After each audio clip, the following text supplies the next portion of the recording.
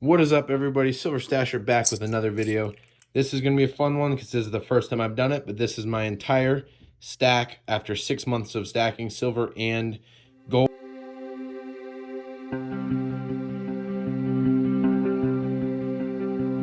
So I don't know if I have a lot compared to some of you guys, but I'm going to be completely honest. I'm super impressed with myself and how much I've been able to stack in the past 6 months. So I still want more, as we all do, but at the same time, I am definitely pretty impressed with myself and my ability to stack what I have stacked. So let's go ahead and get started. I'm going to move from the top right kind of down to the left.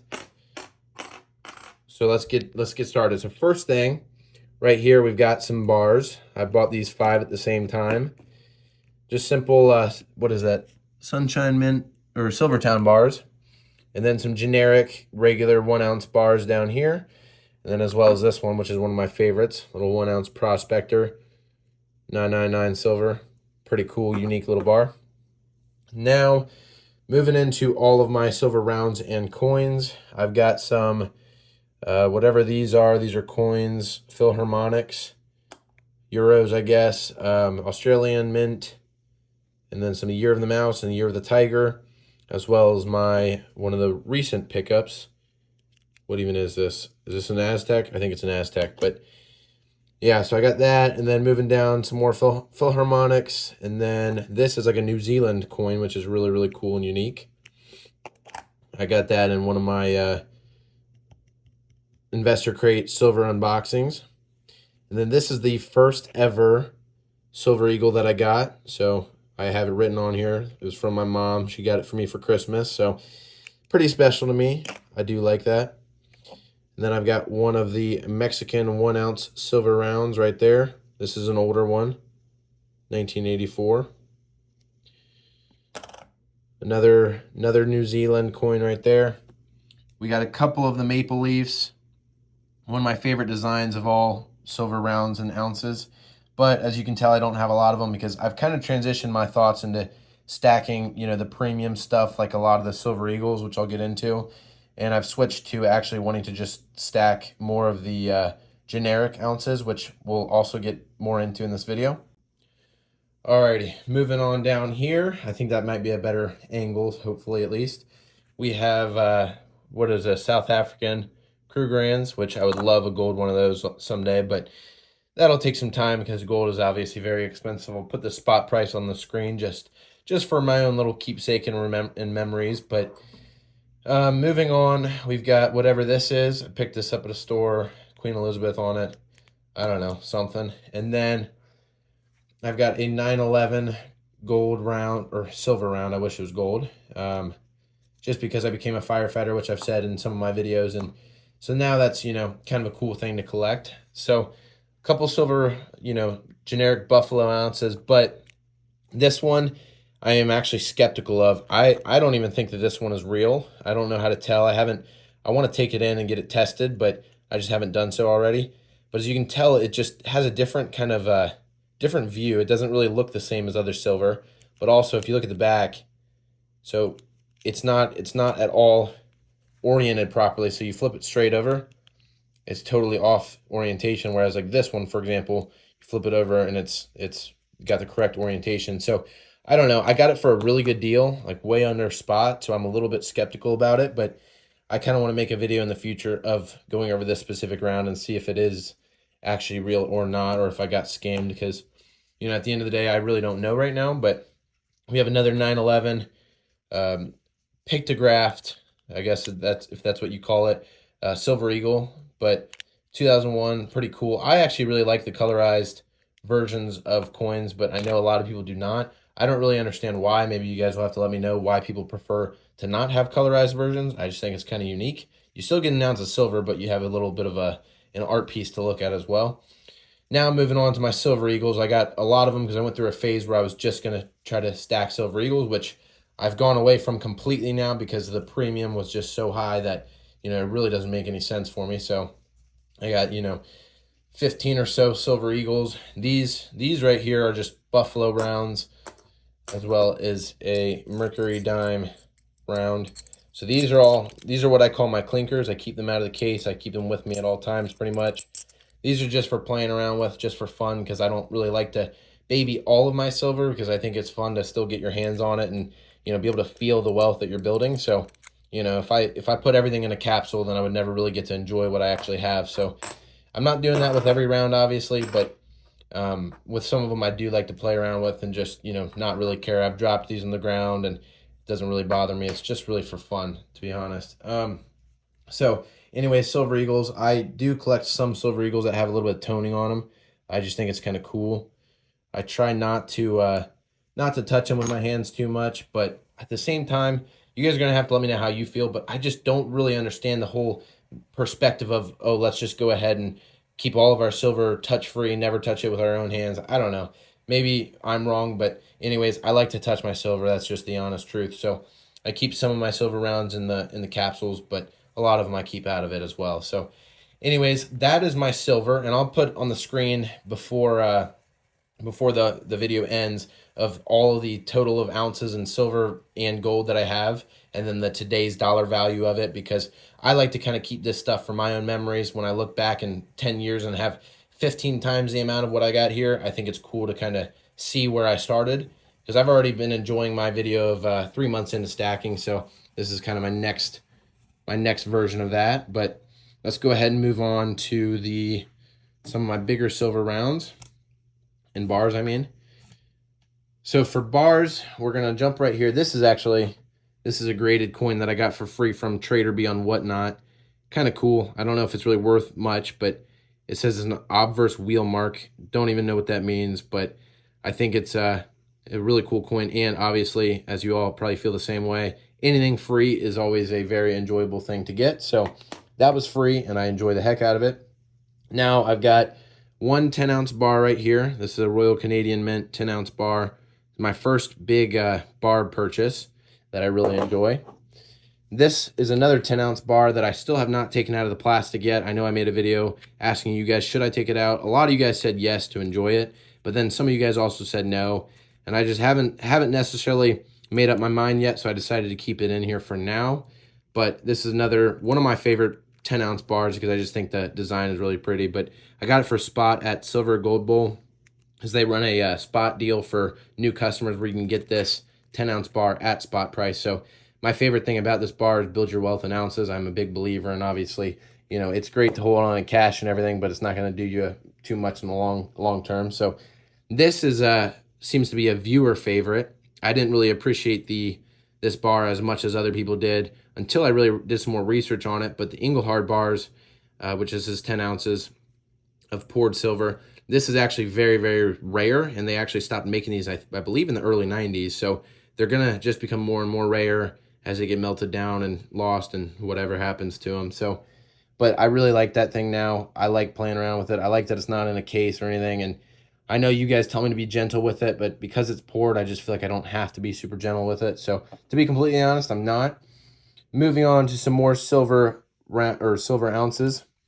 These were both gifted to me from a best buddy of mine.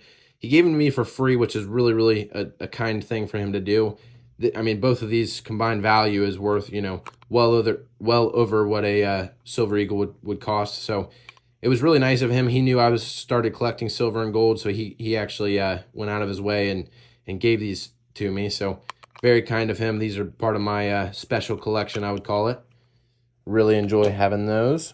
Now moving on to my silver change. This is all my silver half dollars right here. So this is 90% junk silver, you could call it. But I've got about, I don't know, I want to say about $20 or $15 worth of silver junk change in half dollars, and then quite a bit more in quarters, and then also my dimes. And in terms of dimes, I've showed you guys videos before, but my favorite dime to collect and my favorite junk silver of all time is definitely the Mercury dime.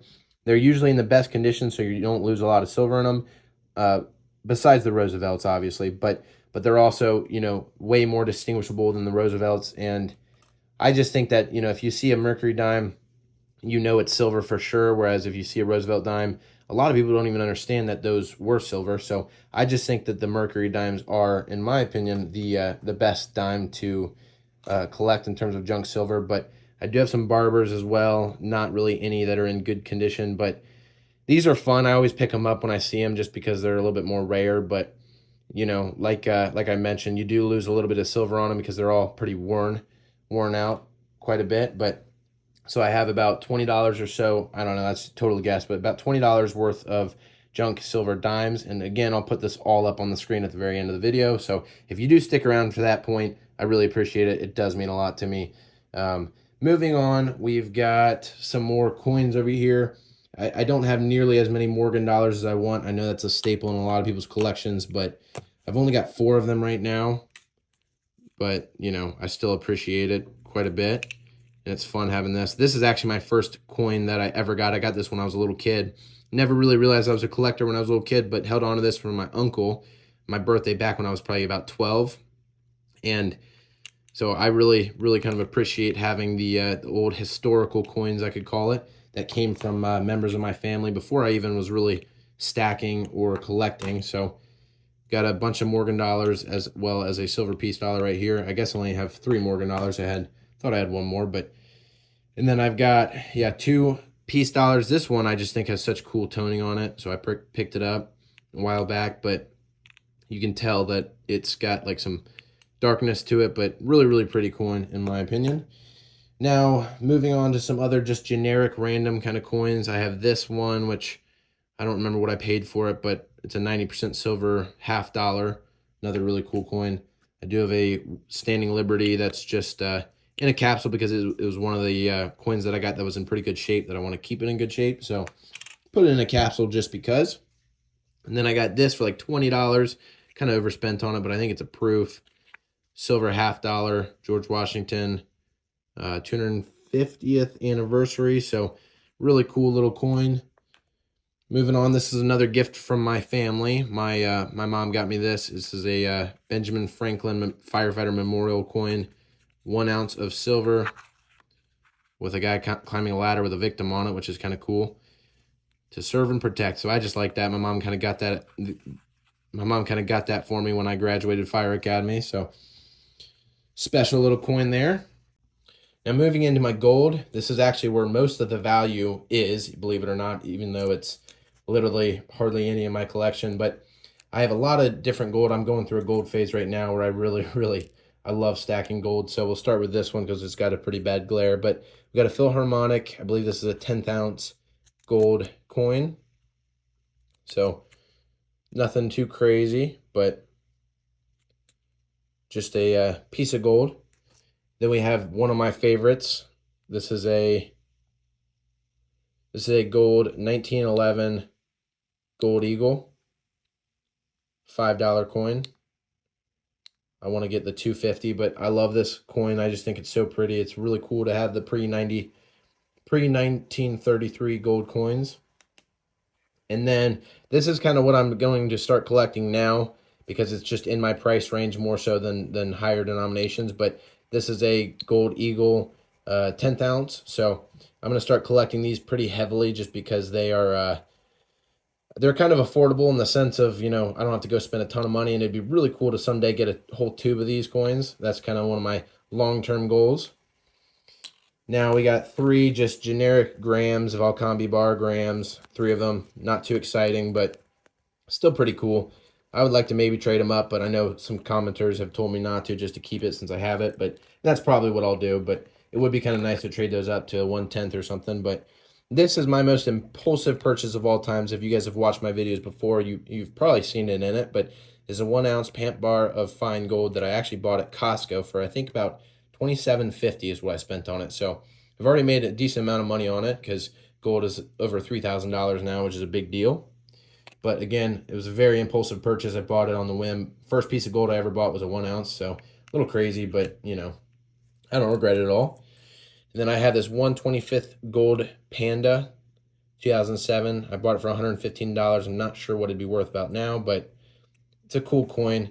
You know, something that's just nice to have, I guess. I bought it. Again, this was a little impulsive, so a lot of my purchases tend to be impulsive, but you know, if I find a good deal or if I find what I think is a good deal, I just buy it, worry about it later, put it on a credit card. I'm just kidding. That's not good advice, but to be completely honest, that is sometimes what I do, but I always pay it off, so it works out fine. Anyways, this is another one of my graded gold coins. It's a Restrike from Austria. I don't know how much gold is in it. It's like 98% gold, I believe, and I think it's like about it's like 0.11 ounces, I think. So just another piece of gold, but it's really just worth the melt value of that. But it's still really enjoyable to have. All right, moving into one of my other most expensive coins. Actually, probably this is my most expensive coin that I have, and this is 0.24 ounces of 1909 gold Indian head half eagle.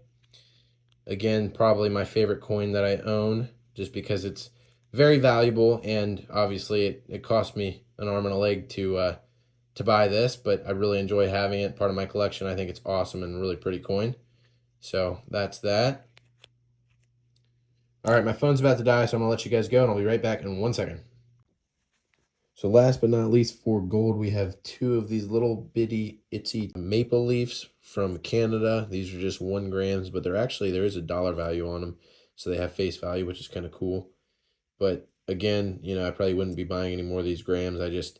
When I wanted gold, I obviously couldn't afford some of the bigger purchases that I've bought, so I started buying some of the grams, and I don't regret it at all, but I definitely am kind of done with it. Here's my little kitty cat.